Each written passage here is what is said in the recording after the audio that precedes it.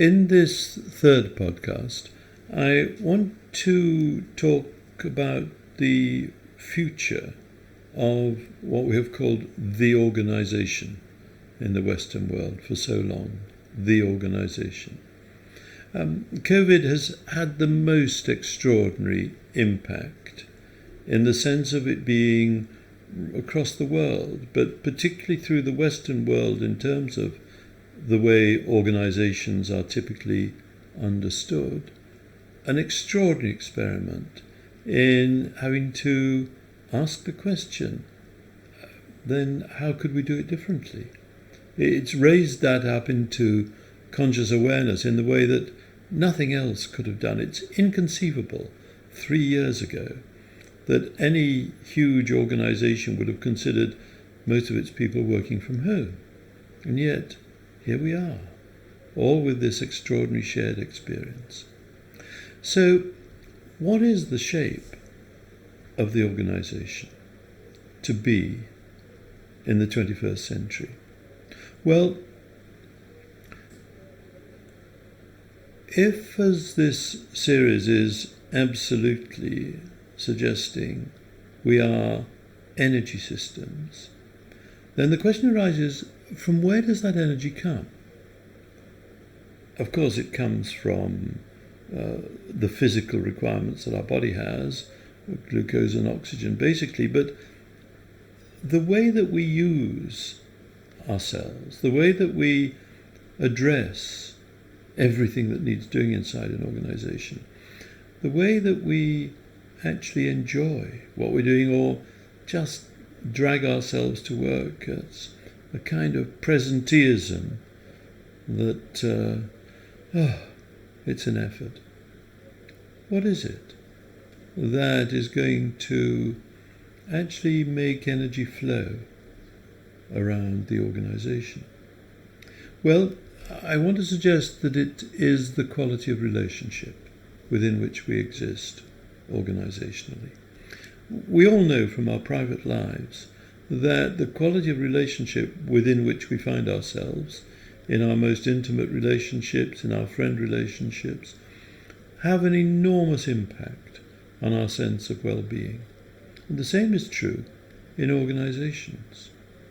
But the extraordinary thing is that it seems to be that it's in the nature of relationship that energy is mobilized or jammed up. We can't say much more about this extraordinary balance for the moment.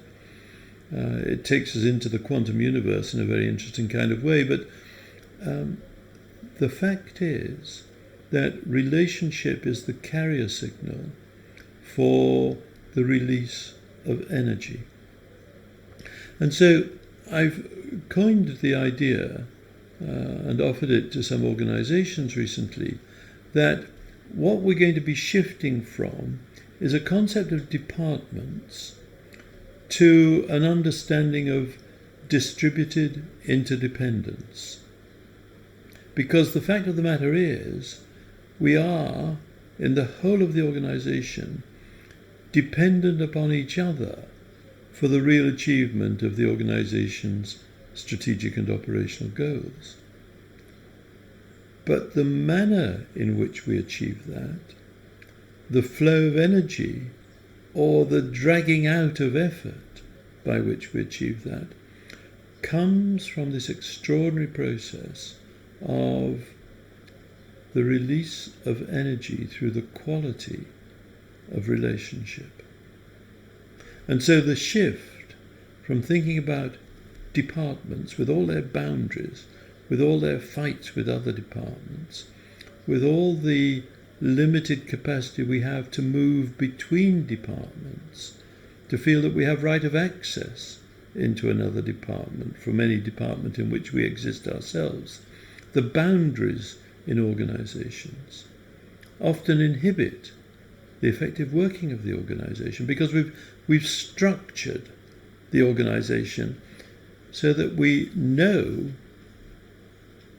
its structure, but we've lost the sense of how to make it work.